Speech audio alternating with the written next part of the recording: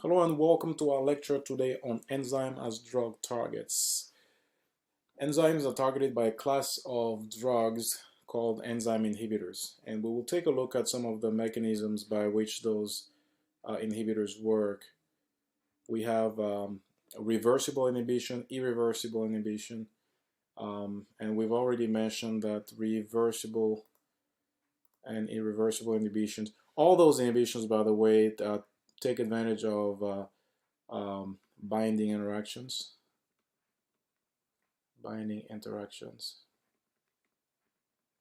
Okay, and in a sense we've already looked at some of these mechanisms here, some of these mechanisms of inhibition, but in this lecture I would like to give some examples so that we can put some of the concepts with some of the drugs that are currently on the market. So when we look at the overall process of enzyme catalysis, um, in a very simplified way, enzymes are biological catalysts that bind with a biological substrate, forming an enzyme substrate complex. And so you have an enzyme that's here, that's the biological catalyst, and the binding of the substrate to the enzyme leads to the formation of an enzyme substrate complex. Now, once the enzyme substrate complex is set, there is a transition state that's going to be the binding of the enzyme to the substrate is going to allow for a stabilization of the transition state, which is going to lead to an enzyme product complex. So in between those two steps here, there is a transition state. There is an enzyme transition state complex here. Okay, and then it's going to lead to the enzyme product complex with the liberation of the product itself. So enzymes facilitate reaction in the body that would otherwise not be possible, and as binding interactions are crucial to the interaction between enzyme and the substrate, designing an enzyme inhibitors will have to take those binding interactions into consideration. Those interactions must achieve a certain balance. They have to achieve a certain balance because on one hand, they have to be strong enough to hold the substrate together for the duration of the reaction. On the other hand, they have to be weak enough to allow for the product to depart. So there's a certain balance that has to be achieved there. So we have to think about designing molecules that have binding interaction that are strong enough to result in enzyme inhibition. And those can block the active site, or in some instances, those that can bind at an allosteric site. Okay, allosteric site. So in a nutshell, that's the process of enzyme catalysis.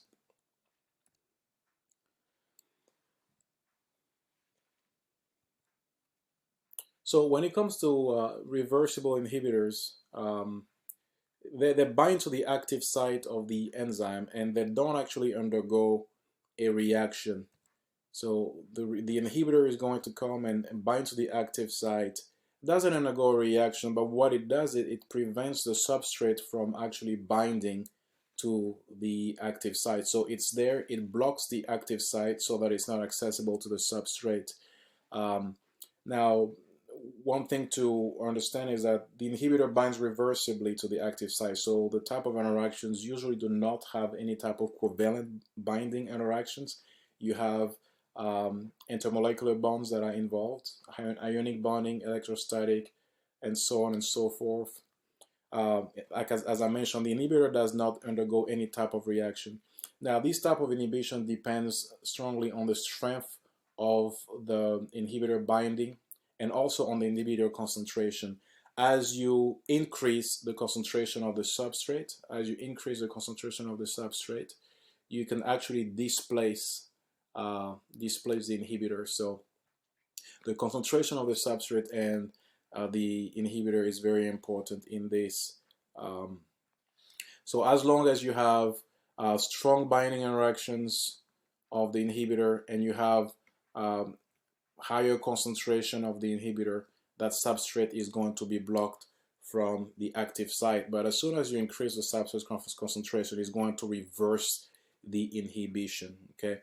Now, as you can imagine, because the inhibitor is going to be binding to the active site, that inhibitor actually has to have structure that is similar to the substrate or the product, or maybe a cofactor, as we've seen in previous lecture with one of the kinase inhibitor. The inhibitor was actually designed to block the ATP binding of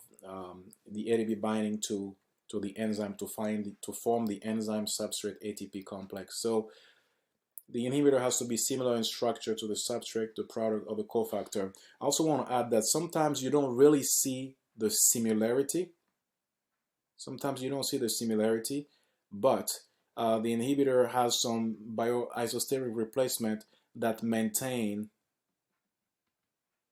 the binding interactions,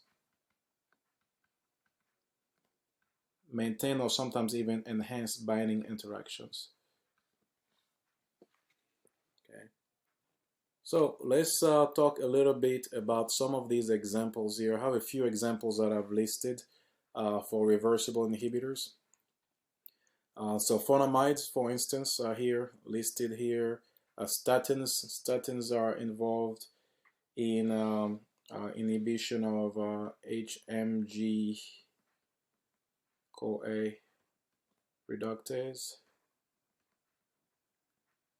Okay, they're used in the treatment of hyperlipidemia, so lipid disorders. You have antidepressants, ACE inhibitors, diuretics. This particular diuretic here is metazolamide.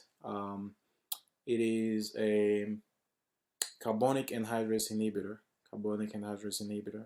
And then you have ACE inhibitors here, protease inhibitors as well, reversible inhibitors, and we have kinase inhibitors. So let me take a little bit of time to focus on the ACE inhibitors for the next few slides so I can explain a little bit more about these reversible inhibitors.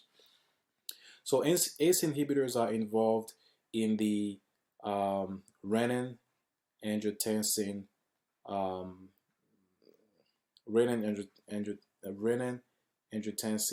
pathway. And so there's two major enzymes in this pathway. Obviously, there is renin and angiotensin converting enzyme. Okay, so renin is going to break down angiotensinogen to angiotensin 1, and then angiotensin converting enzyme is going to convert angiotensin 1 to angiotensin 2. Okay, angiotensin 2 is a powerful peptide that leads to increase in blood pressure. Okay, leads to increase in blood pressure. Now, ACE inhibitors are going to work to prevent the conversion of angiotensin 1 to angiotensin 2. So this is where ACE inhibitors are going to work to prevent this conversion here. And when you take a look at the mechanism of action of these ACE inhibitors, you look at the binding pocket of the ACE inhibitors. So there is a few sites that are important. There is the hydrophobic binding pocket here. Okay. Then you have the lysine or arginine at this position here that are going to allow for ionic interactions. So they will stabilize or orient a negatively charged moiety here and have ionic interactions with it. Okay. Then you have a zinc that is present. You have a zinc that is present inside of the binding pocket as well that can interact with the transition state of the reaction. So these are things to consider. Now, once a peptide is inside, the zinc in the presence of water is going to facilitate catalysis of this peptide and cause the bond, this bond here, the labile bond here, to be cleaved, causing the conversion from, if I may go back there, causing the conversion from angiotensin 1 to angiotensin 2. So as you see, you are cleaving here the bond between phenylalanine and histidine. So this is what is being shown here, the bond between phenylalanine and histidine.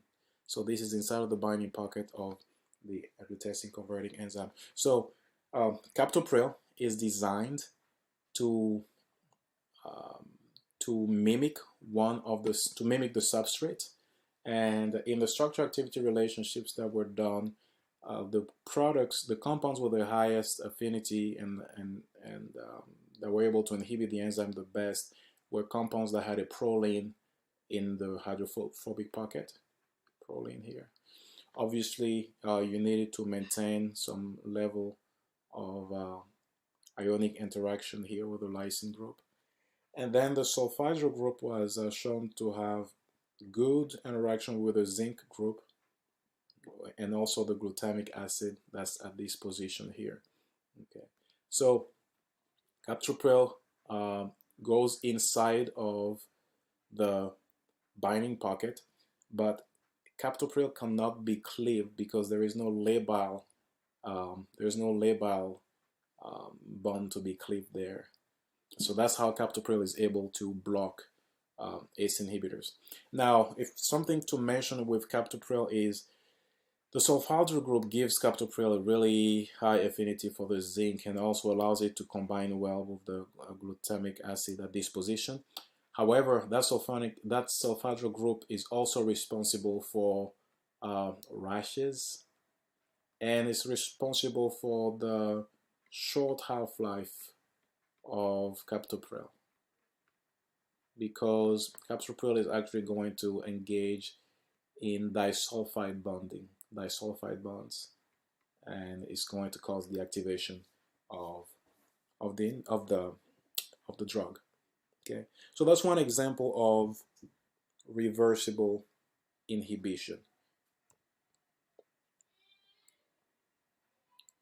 All right, when it comes to irreversible inhibition, these are the types of inhibitions that occur where the inhibitor is actually going to bind irreversibly to the site, to the active site. So it's going to bind irreversibly to the active site, often with a covalent type of interaction. Okay.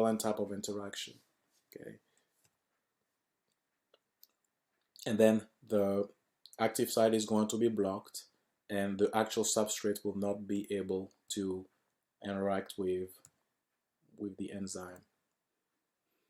So the inhibitor binds irreversibly to the active site with a covalent bond, and the substrate is blocked from the active site.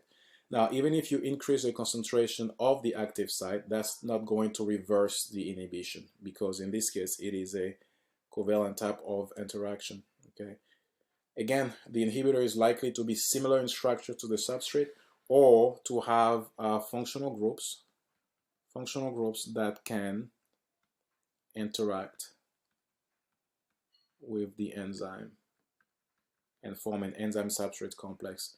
Oftentimes you have to have some type of similarities to a substrate. Some examples of irreversible inhibition here. You have the nerve gases. They've been in the news lately. Penicillin with the beta-lactam. We've mentioned how penicillin blocks the cell wall of bacteria before. Cephalosporin, which is a derivative of penicillin, they also have the beta-lactam ring. Same mechanism of action. Disulfiram is used in the treatment of alcoholism. You have the proton pump inhibitors and anti-obesity drug, which will actually, which will actually look at the mechanism of action in the next slide there.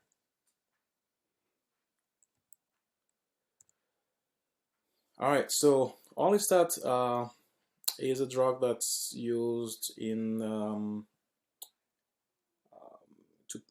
this drug, I believe, is used for lipid disorders as well. I believe treatment of obesity. It's been a while since I've practice and dispense drugs. But let's go through the mechanism of action here. So there's actually a serine inside of a pancreatic lipase that's going to attack the carbonyl group. So the electrophilic position here of the carbonyl, leading to the formation of a covalent bond between the serine and the drug. This is then going to cause a ring opening, and as you can see, the drug is still bound covalently to pancreatic lipase. Okay, so orlistat is an anti-obesity drug. It inhibits pancreatic lipase, and these types of mechanism is pretty simple. I would expect you to be able to draw this on an exam or a quiz, and be able to, even if we don't cover a mechanism in class, be able to, looking at the active site amino acids, be able to propose a mechanism by which it works. So the enzyme is pancreatic lipase is then going to be blocked from digesting fats in the intestine. Pancreatic lipase is released to allow the body to digest fats, and so when the enzyme is blocked, it can no longer digest the fat from the intestine, which leads to a reduction of the absorption of glycerol and fatty acids.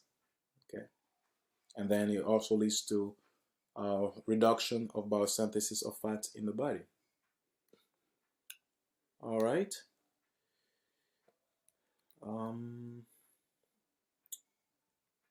All right, so let's look at allosteric inhibition now. Allosteric inhibition, as we've said before, is a type of inhibition that doesn't take place at the active site. It takes place at a site that's different from the active site. However, when the allosteric inhibitor binds to its target, it causes a change in the conformation of the active site that renders the active site unrecognizable from the actual substrate.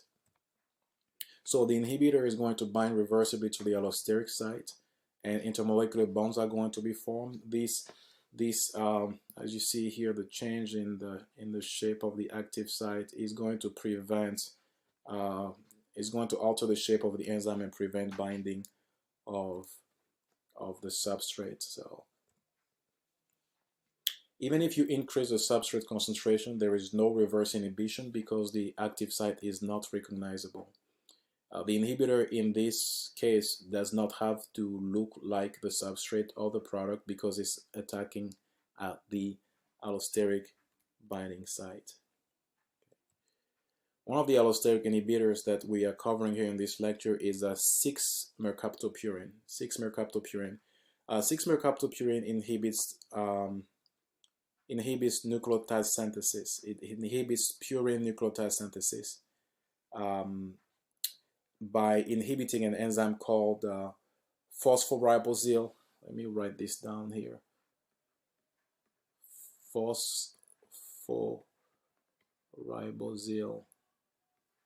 Phosphoribosyl pyrophosphate.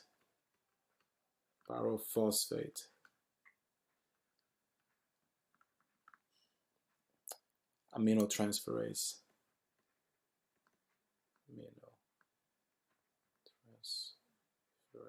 Okay, phosphoribosyl pyrophosphate aminotransferase, this enzyme is actually involved in the synthesis of purine nucleotide synthesis. So when this is a structure of 6-mercaptopurine, and it's actually going to inhibit the first enzyme in the biosynthesis of purine, which is the you can actually abbreviate it. PRPP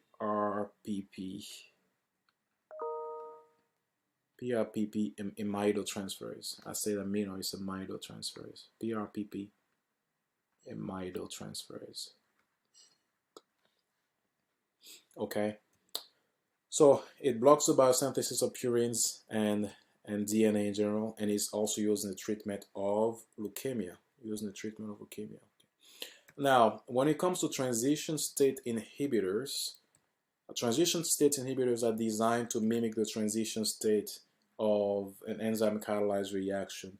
So these transition state inhibitors are likely to be stronger binding than the drugs, so they bind stronger to the enzyme, and they're likely to bind stronger to the enzyme than drugs that mimic the substrate or the product, because remember, enzymes are designed to specifically stabilize the transition state of the drug. So transition states are really high energy species that can't be isolated or synthesized. So these drugs simply mimic that transition state based on the mechanism of action that we understand from the drug. So the drug design of these transition state inhibitors is based on reaction intermediates that have been observed, or simply based on uh, understanding the mechanism of the particular enzyme and looking at the substrates and the product, and designing a structure that will look like what we believe the transition state is going to be. Okay. Now, designing a transition state inhibitor has to take into consideration the stereochemistry of the transition state inhibitor.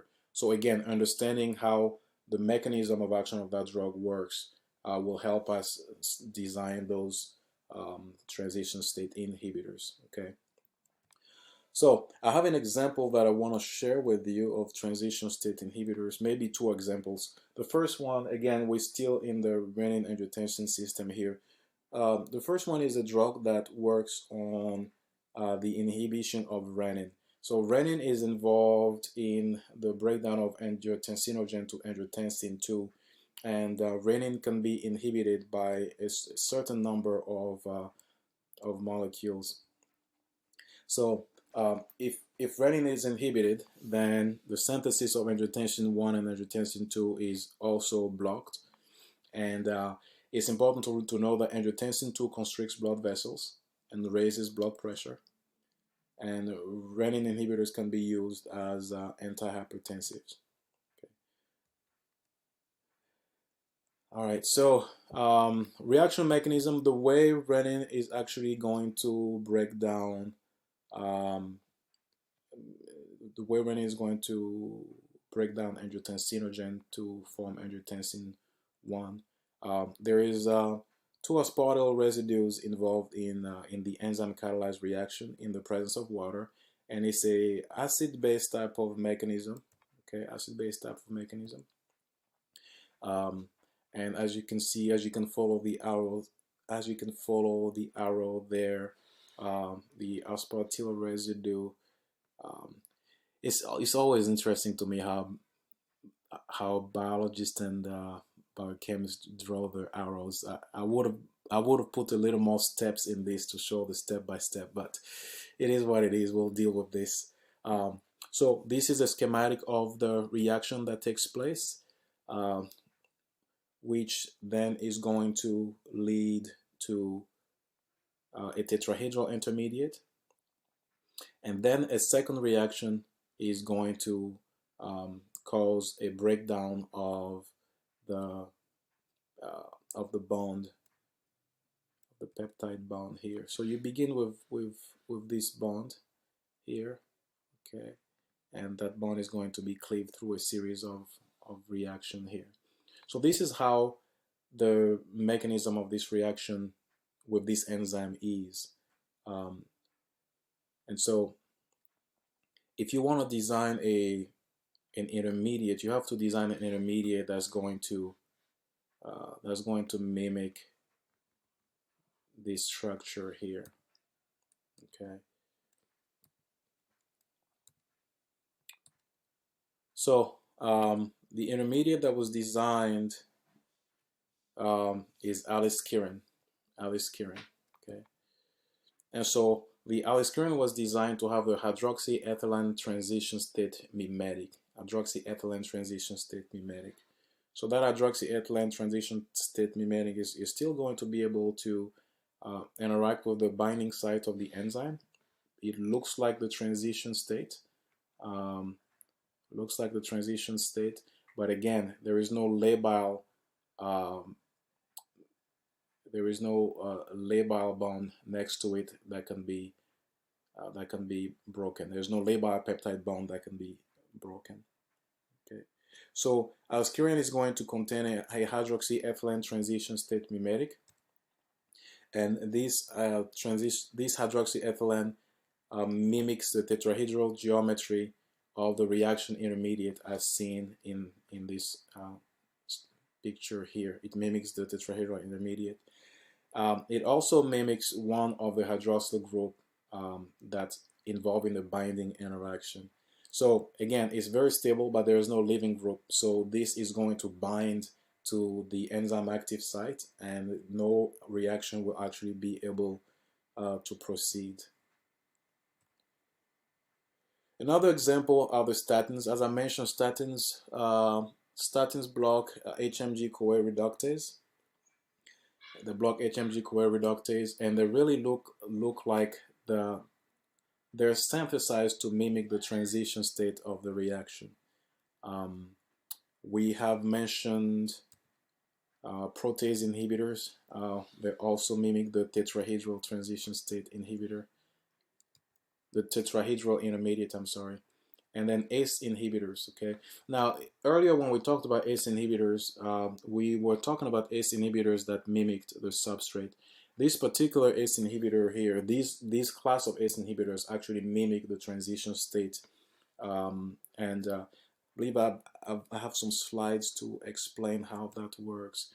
Again, we've mentioned before how renin is involved in the conversion of angiotensinogen to angiotensin II, and enalaprelate is actually designed to mimic the transition state inhibitor of the reaction that takes place when angiotensin converting enzyme breaks down angiotensin I to angiotensin II. Okay, so it's designed to mimic, to look like the transition state of the reaction. So that's enalaprelate. Okay. Now, as you can see here, the transition state is in red. Transition state is in red. Okay, and enalaprelate is designed to mimic that transition state.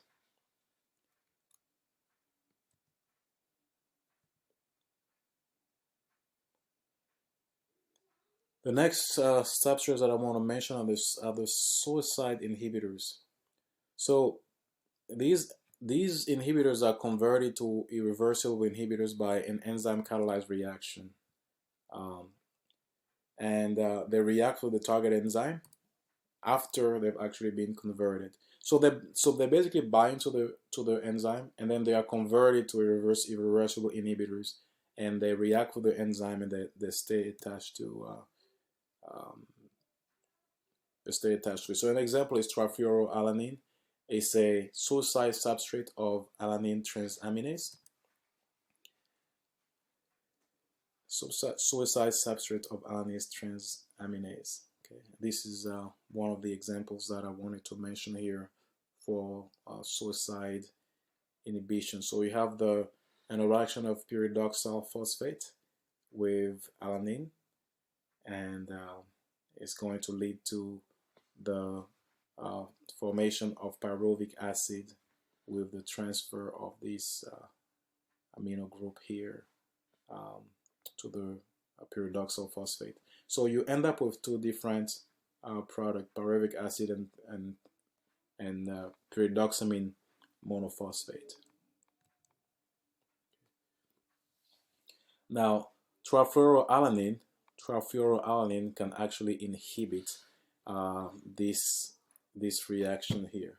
It's used to inhibit this reaction here.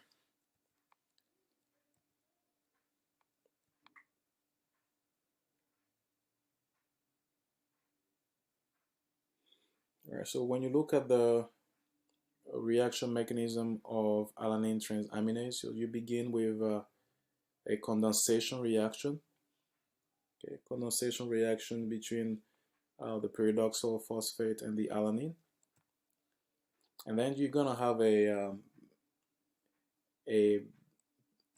base catalyzed type of reaction that's started by the enzyme, okay, which is going to be followed by hydrolysis and release of the new product. Okay, hydrolysis and release of the new products here. Okay, and so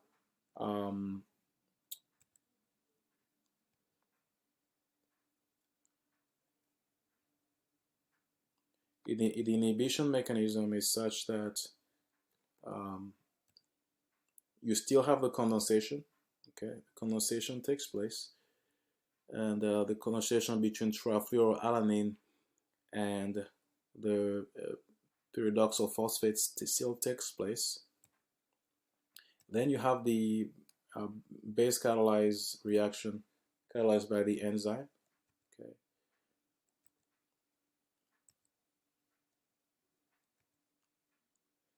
And then after the series of reaction, then there's a nucleophile inside of the enzyme that's then going to react with the intermediate that is formed and will lead to an enzyme substrate complex.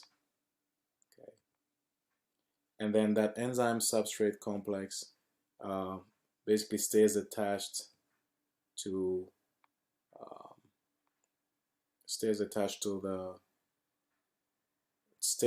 the enzyme. So there is no hydrolysis to release the product. Let me just go back quickly here.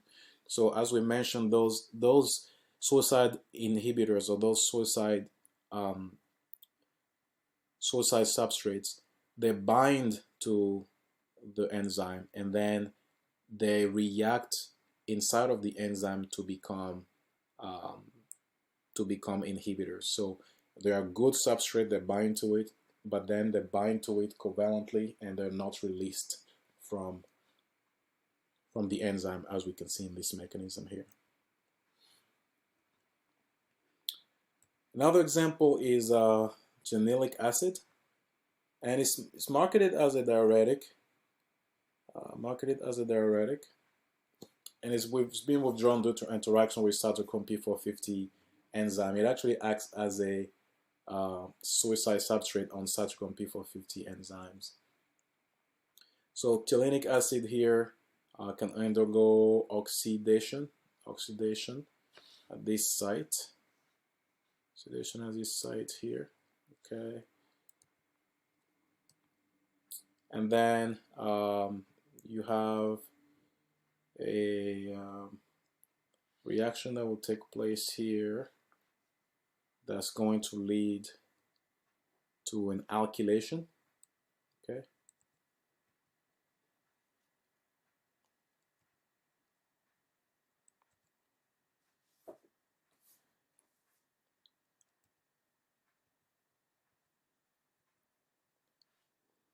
And as the reaction continues, you end up with an enzyme that's alkylated and is completely inhibited. Okay. So oxidation, alkylation, and inhibition of the enzyme is the result of that. So the different strategies of enzyme inhibitors that we've looked at here can be employed for many useful purposes. They can be employed for antibacterial agents. They can be employed for antiviral agents, for anti-inflammatory agents, for cholesterol lowering agents, antidepressants, anti-cancer, antihypertensive, sildenafil phosphodiesterase inhibitors, anti-gout, anti-ulcer, anti-Alzheimer, and diuretics, and so on and so forth. Okay, so these are some of the uses of these enzyme inhibitors. I just wanted to give you this lecture here to give you some practical examples, and I hope this helps with understanding a little more about enzyme inhibition.